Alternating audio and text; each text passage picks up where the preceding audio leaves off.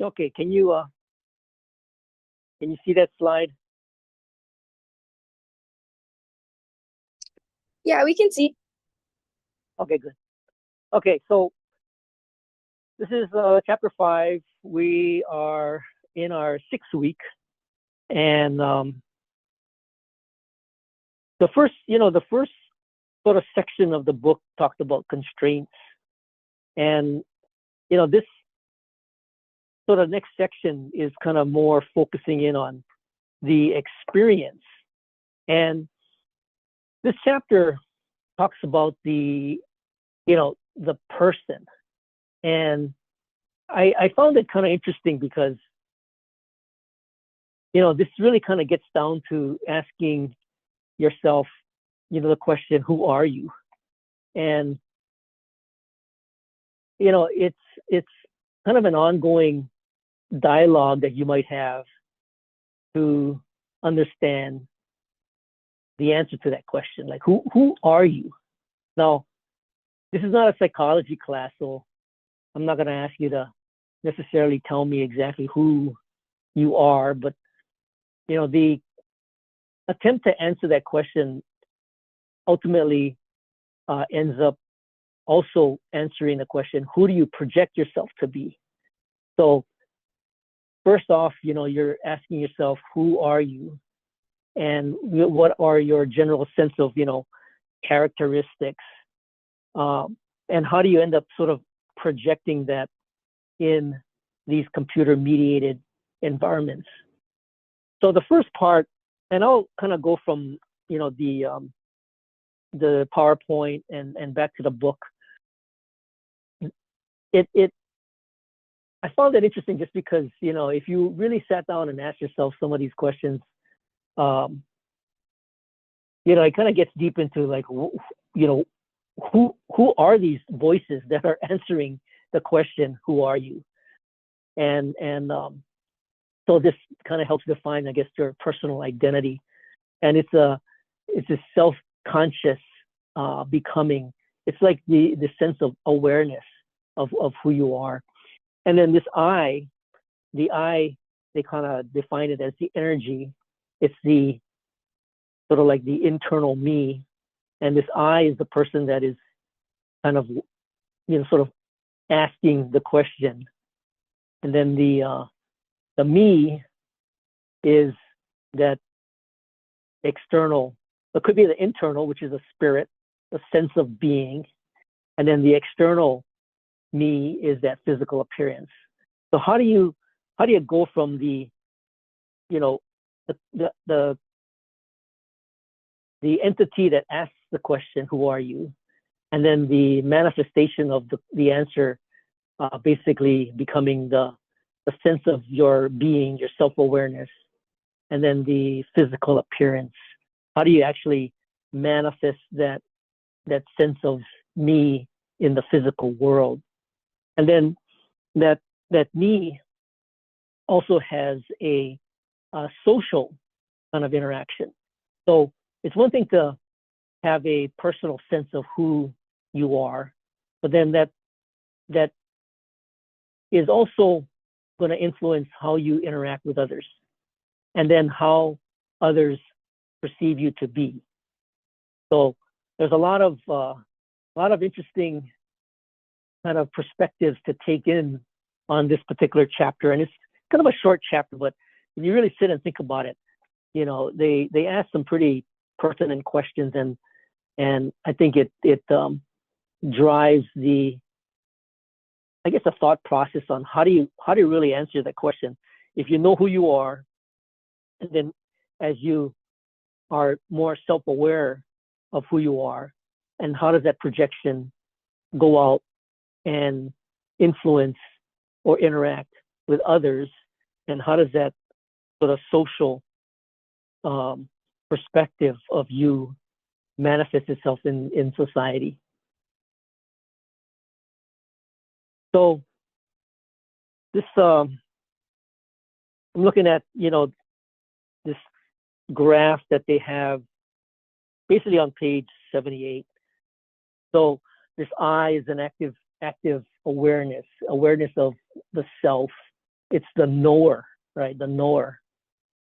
And then the me, right, is the internal and external expressions of the I. This is pretty deep, you know, when you start to think about it. The internal spirit, the self-reflection, the thoughts, beliefs, ideas, the coherent self. You know, that's who the I is kind of talking to, right?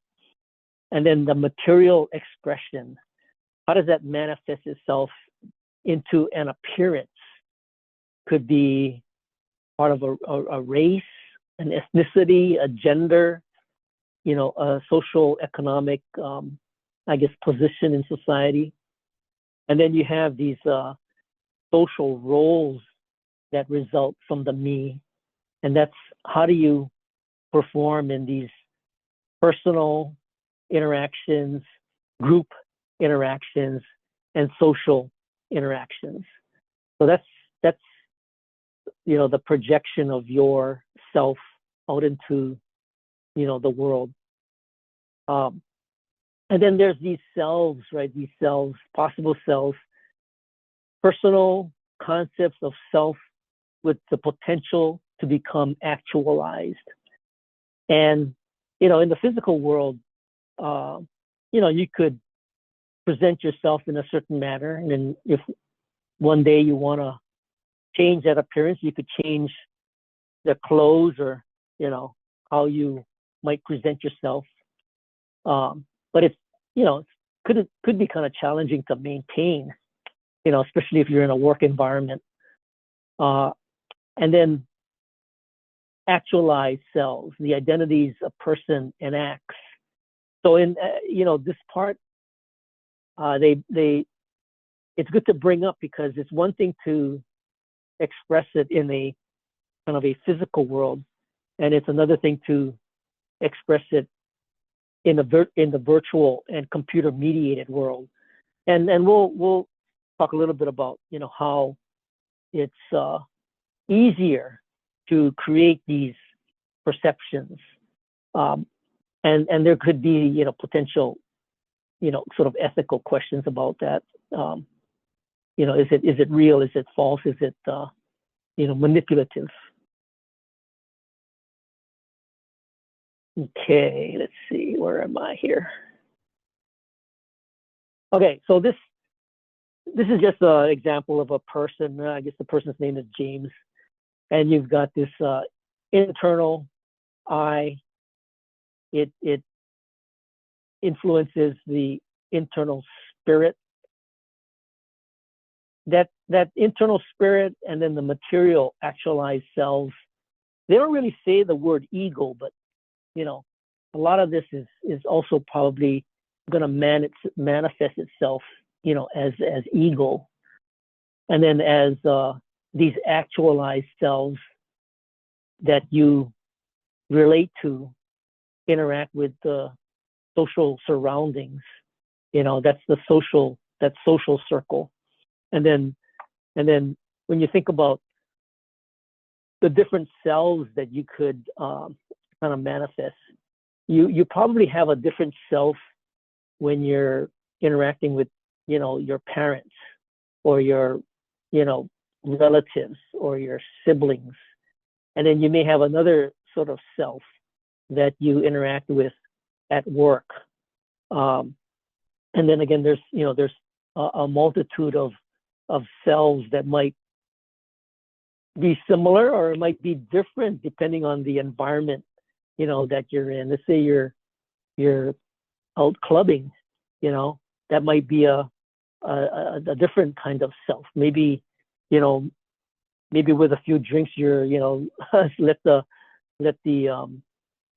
inhibitions fall off, and you know, there becomes another self, right? And that's why, you know, I think one example I'll bring up here is that there may be a self that you project, you know, at home or at work or at school, and then you, let's say, go to a bar and, you know, have a few drinks, and then, you know, another sort of manifestation of a self comes out, and then you know, you have some somebody take a picture of you, I don't know, dancing on the bar table or something, and that gets out on social media, and then all of a sudden you're now having to deal with this perception of yourself as it gets out to a wider circle, and how do you manage that kind of identity shift? And there's a section in the chapter that talks a little bit about kind of like conflicts of the various selves that might be projected out there into the world. Okay, so in this we go from sort of like the personal self to the social identity, and personal identity linked to the social world. So this is getting to the how do you actually present yourself in these environments that are more than just you asking yourself the question, who are you? So now you're interacting with other people, and other people are gonna make judgment on or make assessments on who you are. There's this this idea of the generalized other. Talks about the generalized other communicates an appropriate ways of thinking to an individual through a multitude of mundane everyday comments and behaviors. So you have this sort of individual self, and then you have this generalized other, and these selves become kind of, I guess I would say, sort of organic, and sometimes it's hard to necessarily control what these perceptions are. The chapter is really about all the variations that could ultimately affect what society, how they might perceive you.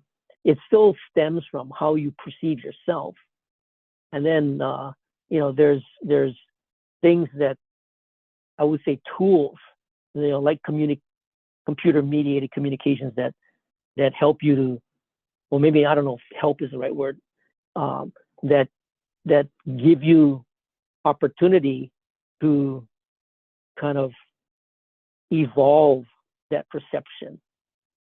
And it really kind of boils down to how do you want to project, various aspects of yourself in this computer-mediated environment. The thing I wanted to point out here, and it's not so much this social identity. There's some key things that I wanted to point out here. The individual internalizes, organizes, generalizes these comments and behaviors into a pattern of expected social perceptions, attitudes, relationships, and ways of expressing itself or yourself. The generalized other influences identity development through the symbolic interaction of a person with a larger group. Okay, so again, it's probably better said in the chapter than this particular slide itself. But basically, how do these tools start to now affect your overall perception of yourself, both from how you look at yourself and how others see yourself? So this social identity, this is where you have all these sort of concentric selves that constitute who you are, and then these social influences on your identity and how you fit into these other social groups. Is really kind of what this idea of person is in this particular chapter. So again, it's really understanding, who you are and being clear on, that dialogue that you might have with yourself, and then how does that then project itself, outward into these groups or communities. So this communication of identity, okay, and I'm looking at page 80. This is kind of where this slide is really coming from. You have various things called these frames, and these frames, like it says, the personal frame is the meaning that people attribute to themselves, their motivations, perceptions, and expectations. So that's the personal frame. And when they talk about frames, like, think of it like a picture frame, right? This is a personal frame. The enacted frame. So these are this bullet on the 4 communication frames of identity. The enacted frame describes how identity comes into being through the dynamic performance of that identity in conversation with others. So this is the enacted frame is, I might think of myself, right, as somebody that's, sort of a little, maybe a little more extroverted. And I might think of myself as, like maybe a communicator, right? I do a radio show and I do this, things like the broadband hui. And those are examples of enactments. So, and even doing the class, right? This class, I have you as a class and are listening to what I'm saying, and that's sort of an enactment of who I think I am. Okay, so that's the sort of enacted frame. And then you get to this other one called relational frames, and that refers to the individual identity created in relationships with others. So, I might have this sort of enacted frame that I'm conducting with you as a class, and I'm the instructor, and then you may have a perception of me through that interaction, and then there's people that are in, let's say, the broadband hui that have an impression of me based on my interaction with them every week, right? Because we do the broadband hui every week, so they have a relationship. And then I might have some enacted relationship with listeners, to a radio show, and they may have some perception, and collectively that is referred to as the relational frame. Now, whether or not they all somehow come together and decide something, that's more like an example of maybe politics, where you have I guess one example that comes to mind is you have some newscasters, right? They basically form a relationship with their viewership on the newscast that they're on. So they project their sense of self doing the job as a newscaster, and then they're out basically building. That's kind of an enacted frame, and then there's a sort of a relational frame that's being developed, and they may have other groups that they interact with, but then it kind of comes together in this communal frame, where the communal frame places that identity within the group to which the individual belongs. And I would say that, like in politics, you might start to have this sort of enacted frame, and then a relational frame, and then from a communal frame. Ultimately, if you're running for office and you want to get votes, so now people have to come together and express their interest in having you perhaps represent them in your community or your district or your you know congressional sort of precincts or districts. That's a way that these identities uh, ultimately result in sort of these um, you know politicians kind of getting votes. So that's kind of the evolution from a personal frame to an enacted frame to a relational, and then to a communal, and then then people will come together and vote and say, okay, so and so, will represent them in the Manoa area, or Pro City or Waianae, right? So that's kind of how some of these identities go from personal all the way to communal.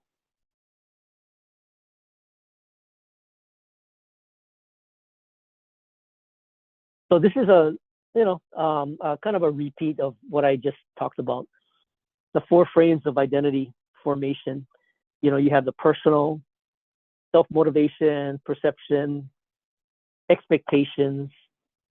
You have the enacted, which is the conversational, the internalizing, stuff you think about, stuff you feel you have a passion for, or have a strong opinion about. That's kind of stuff that you may have internalized via your personal, but then it starts to become enacted when you interact with people.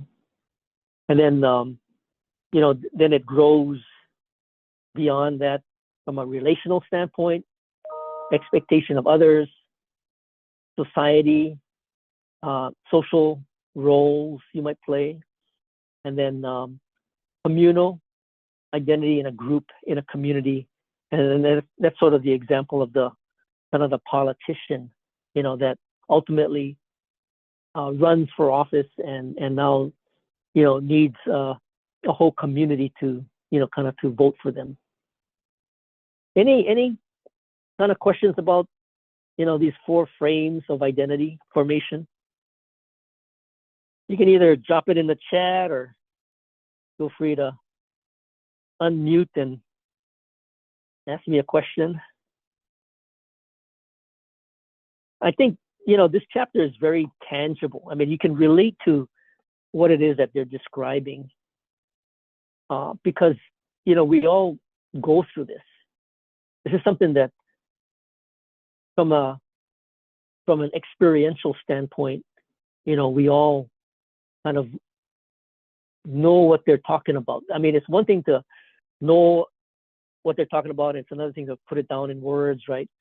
And this is kind of a way of breaking it down into understandable sort of sort of concentric circles of influence or community. Okay.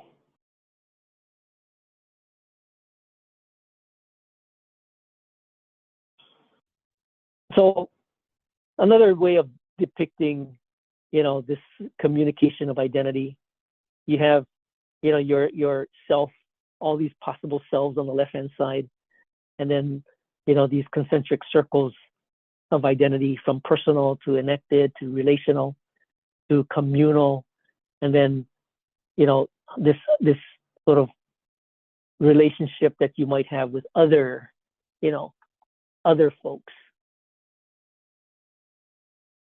whether it's family or friends, and workers, or the community at large.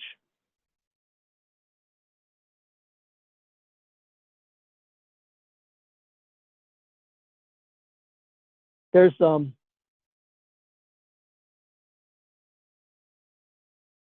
So this idea of virtual identities,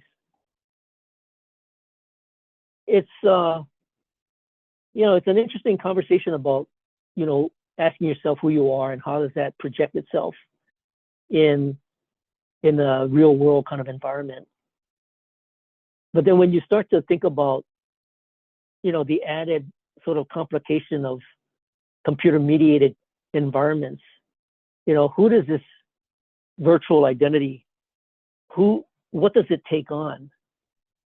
So the virtual identity could be personal, relational, social, material. And when you talk about, sort of the personal, we spent a fair amount of time talking about the personal, the relational, how you interact with others, the social, the wider circle. And then you also have the material.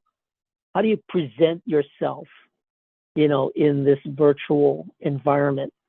And, one of the things that they've noticed is that when you have an opportunity to kind of pick an avatar to represent yourself, in this sort of virtual environment, a good, number of folks will gravitate toward, picking avatars that sort of look like themselves or have some similarity, to the physical characteristics of yourself.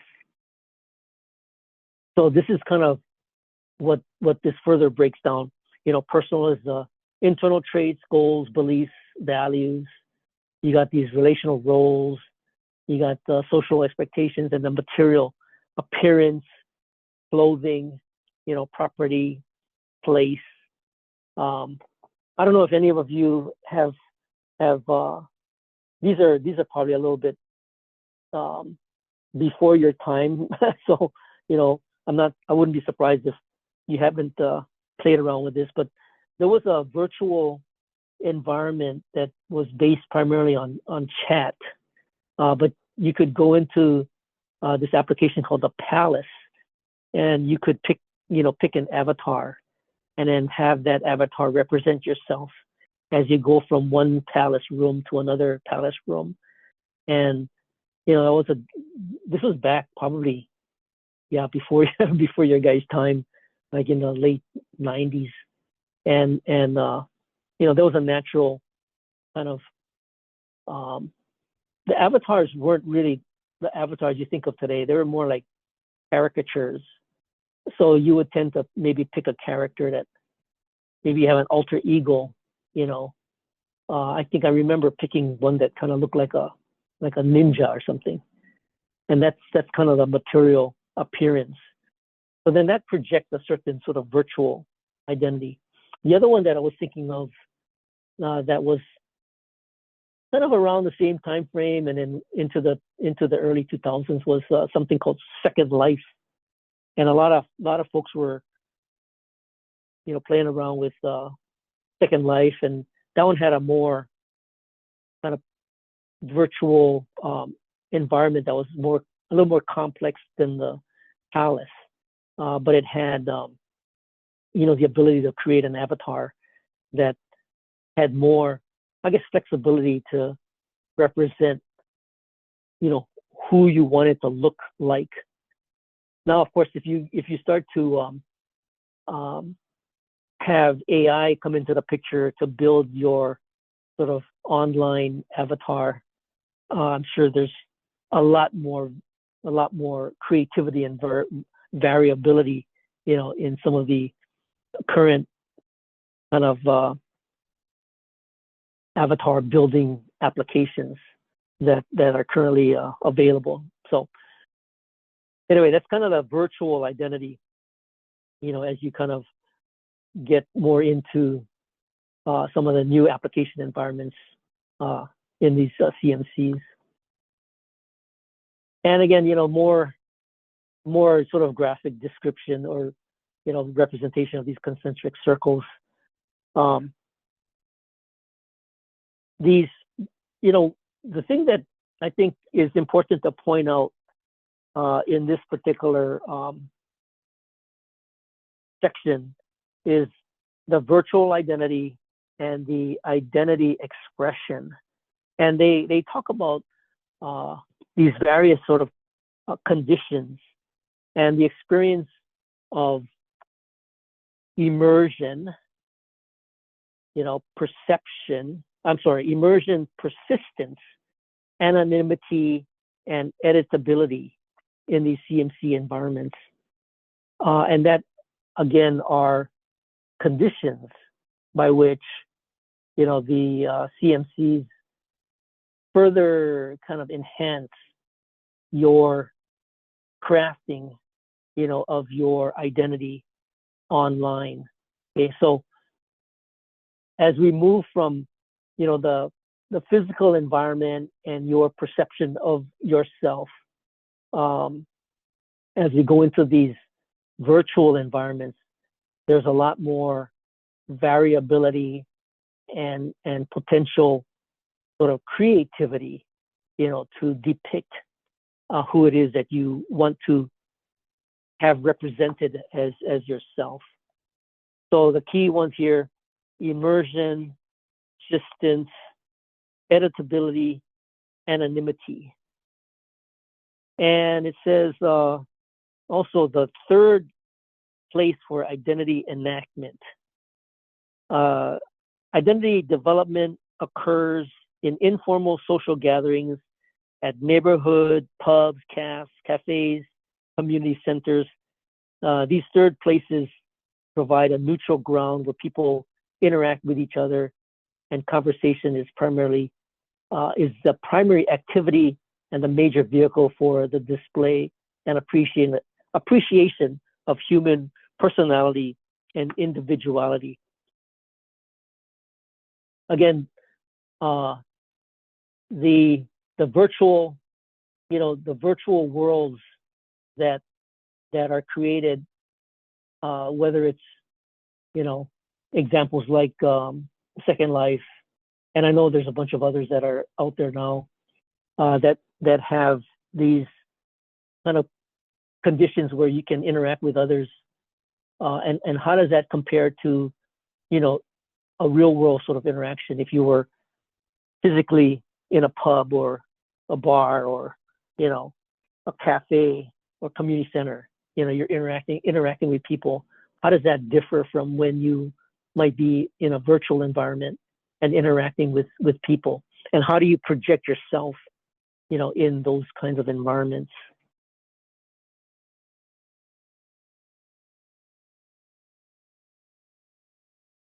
There's also a section that kind of talks about, and it kind of goes back to the political example that I brought up. When you go about developing a certain, perception of yourself. So let's say the internal conversation has you creating a certain identity that you project that relates, to others, and then you start to develop a relational kind of interaction, with others, and then you start to build a certain degree of trust, with others that are based on your interactions. And then there's the kind of like the level of trust gets broken, when a situation arises, when, all along the way you've developed this trust relationship, and then you kind of find yourself kind of eroding that trust. And I'll give you an example. So, and this is also kind of a political, in a political kind of construct. So, let's say you've gone through this evolution of understanding who you are. You have this enacted relationship where you interact with others, and you develop a kind of a relationship, kind of one-on-one, and then that one-on-one starts to broaden that circle, to a wider circle, ultimately to, that whole idea of a communal, right, where you're running for office and you're having people vote for you. And then all along the way, you've, as a let's say a politician, you've tried to continue to build and support this trust, right? And then I think you might have heard about some of this was a couple of years ago, politicians were found guilty on accepting bribe money, and actually had to go and serve time. And so that level of sort of distrust now is top of mind, and first and foremost in that relationship that they've built, with the community. So how does that then become something that they have to undo? And that's another aspect of, these relationships that you build, whether you are doing it on a one-on-one basis or, one on many in terms of the community.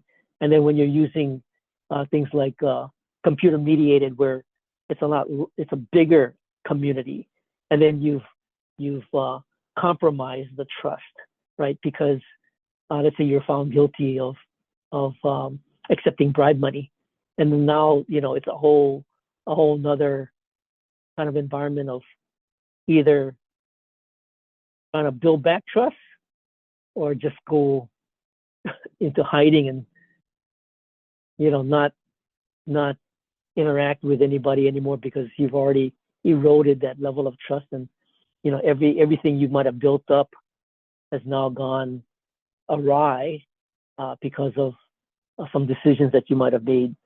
So those are some examples I think that the chapter does sort of touch on. What happens when you've built up this identity, and then something happens along the way that erodes that identity and builds or that erodes it to the point where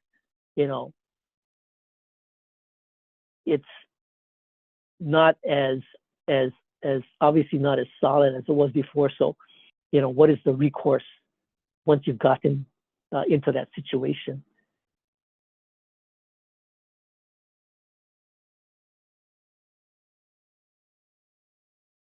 So the virtual presentations of self, we touched on a lot of this already. The private sort of self-consciousness, a profile, the virtual appearance, social impressions in the virtual environment, public self-consciousness. They do talk a little bit about, how you perceive yourself in private. And this is an interesting thought experiment, for everybody in the class to think about. There's things that you hold private to yourself. And that is, everybody has, what they hold private to themselves. And then there's these elements of that extend beyond the private and are your public projections, right? So how do you manage the private stuff and the public stuff? And some, people have more of a private life and feel that some of the things that they want to hold private, like at work, not everybody is going to be talking about their private life, right? So private life is sort of separate from the work life. But then, when you're holding kind of like public office, I mean, they call it public office for a reason, and all of a sudden your life becomes public, right? So there's this public self-consciousness. And I don't know if any of you follow any of the sort of politicians on social media, like Instagram or Facebook. There's a certain persona, right, that they might project, and it's interesting to see that persona and understand what is the purpose of their projection of that particular persona. Again, this is not a psychology class, so I'm not going to psychoanalyze anybody, but it is interesting to see how some people might project themselves in one way or one environment, versus another. And then you got the social orientation, and that's important, in terms of the virtual identity, and then personal, relational, important to physical identity. So these all sort of identities are very much connected to each other. Okay, so in this private, public, virtual enactment, there's these sort of three influences. Immersion. So if you're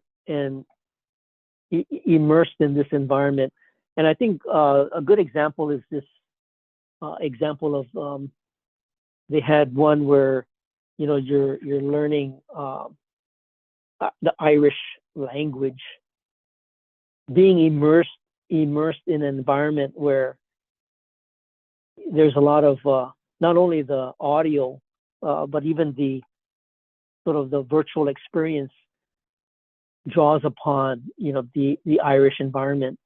That helps to drive, I guess, the learning capability. So that's an example of how immersion can I guess influence and enhance the language learning capability. The persistent, and this is another one where in a persistent environment where everybody's speaking the Irish language, then obviously if you're going to learn a language, it's good to have it be persistent and have it be kind of always there. The capability of editability and anonymity is the environment where you can reflective on the part of editability, right? Can you edit your stuff so that it's more accurate and reflects what it is that you're trying to say? And then on the anonymity side, explore possible selves. This is where anonymity could be a good thing or could be a bad thing, right? So they draw upon an example of something called catfishing, where in a virtual environment you could actually project a misrepresentation of somebody and represent them not as themselves, but you or somebody has taken their identity and misrepresented it, and that's called catfishing. And some of the social media platforms allow identities to be pretty loosely created. So as much as you might create an identity on let's say Instagram or Facebook, and you want to project your personal identity, and that's one thing. But if you wanted to project another person's identity and claim that identity in erroneous ways, there's that flexibility, and that's kind of tied to that kind of anonymity, right? Where these platforms don't necessarily force who you actually are. I'll bring up one platform like LinkedIn. LinkedIn typically is an environment for a lot of business people to establish their profiles. And then I think LinkedIn also has a way of validating that, that profile is in fact you. And then they'll, give you some sort of like check mark or some validation indicator. So that way, if you're posting something or you're commenting on something, your identity has already been vetted through LinkedIn.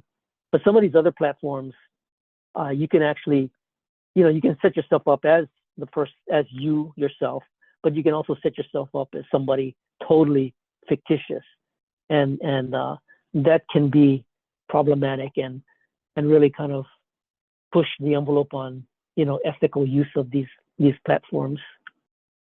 Okay, let's see. Oh, we talked a little bit about this. The places for identity enactment. The first place is the private family home environment, typically where you would be interacting with your family and close relatives. A second place for identity enactment is your workplace, both family, work, implicit relational hierarchies. These are, for the most part, I think these when they say hierarchies, when you're working, there's always some hierarchical arrangement, in that business. If it's family, you always have the hierarchy of parents. And then the third one, it says virtual, third place, informal, neutral, FAs, gather for socializing, no implicit, hierarchy. And that could be both in the physical world as well as the virtual world.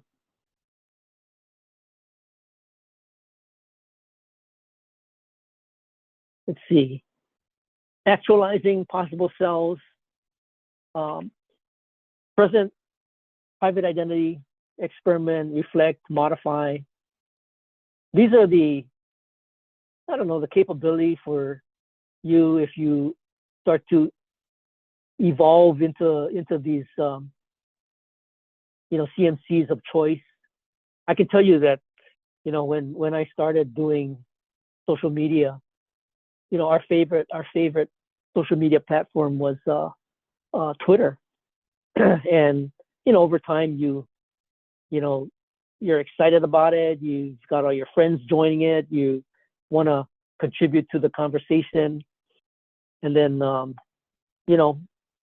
that level of excitement sort of ebbs and flows. And if you're following the saga of Twitter, that was acquired hostilely, I would say, by Elon Musk.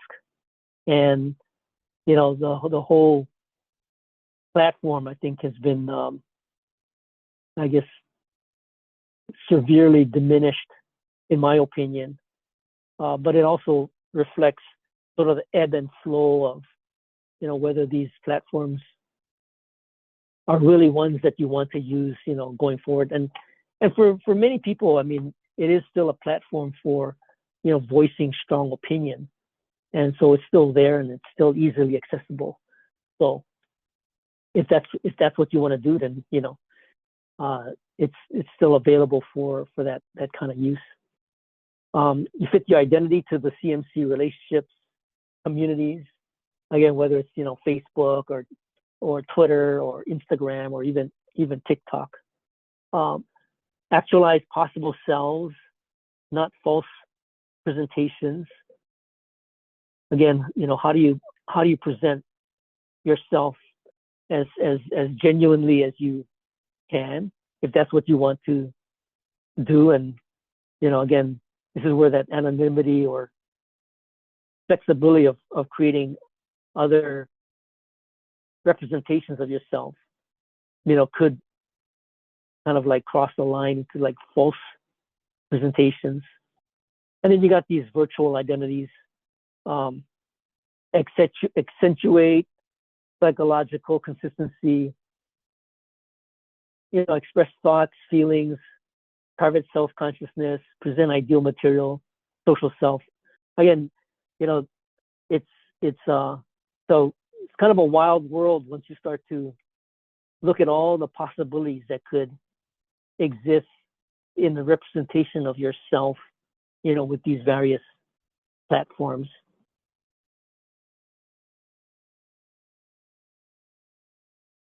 So the chapter sort of closes with some examples of environments, that some of these relational framing can occur. They have the example of incivility and civil kind of discussion, and it resulted in the topic being something of a controversy, which is like gun control. Reveal political identities, increase rational discussions. What they talked about was that depending on how clear the identity of the person that was having the discussion, if their political identity was revealed, it led to more rational discussion. Personal identity alone didn't have an effect.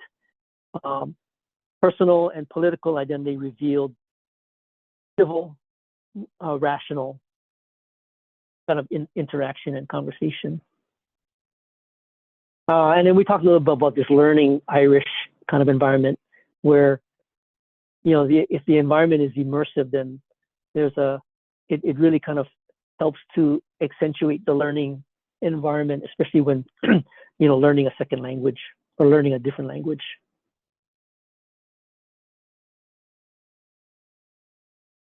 And then, finally, analysis, critique, the identity, expression, feedback, modifications.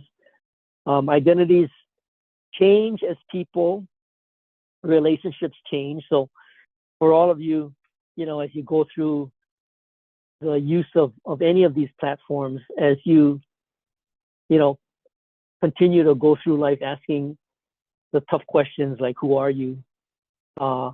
These identities of yourself will change and evolve.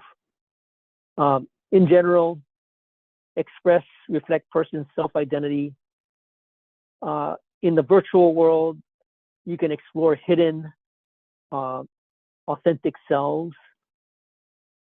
Does not explain manipulation, deceptions, which is sort of the unethical realm of, computer-mediated communications. Most people are authentic, but some do deceive and take advantage of others. So that's a unfortunate reality. But that's why I thought this chapter was pretty good. It was really kind of getting into the recognition of how you identify yourself, and then how do you deconstruct, or actually maybe construct your overall relationship in society. And now with the added use of computer-mediated communications, how does that make things more complicated, more interesting, more, I guess, variations for you to explore. So I think it's a wild world. It's been around for a little while, and I think there's a lot of interesting examples, that I know I've kind of lived through, and I'm sure you folks can experience as well. But that's kind of the nature of this chapter, and I thought it was again a good sort of construction of the way to think about how you project yourself in these environments. So anyway, so with that, any questions that you might want to pose about this chapter?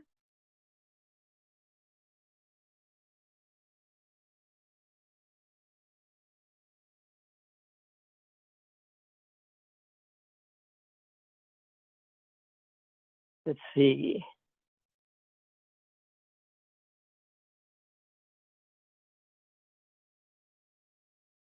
Okay, well, if there aren't any questions, we have a speaker this coming Thursday, and it'll be an interesting. So far, all the speakers have been really kind of interesting because they come at it from a different perspective. On Thursday, I invited another friend of mine who actually develops applications. Could be mobile games. It could be websites. And what I tasked him to kind of think about was, we've talked about sort of a lean environment and a rich environment, and I think from a programmer standpoint, I think he has some good examples of what makes an application more reflective of who it is that's using it, and how you might reflect or how you might project, yourself in that particular application. So it's more of a, how do you use some of the technology to really kind of get the message across, or get your, sort of like a personal identity across, in the environment. So it's like leveraging the technology to, actually make it more interactive, more robust, more reflective of you as a person. So that's what's coming up on Thursday. So I hope you will all join me, and then we'll go through that, and then I'll put this recording up for anybody that wants to check it out again. And then you have your assignments for this chapter from Cognella. So don't forget, go to active.cognella.com, and then go through the quiz, which is basically, by now you should be pretty familiar with the routine.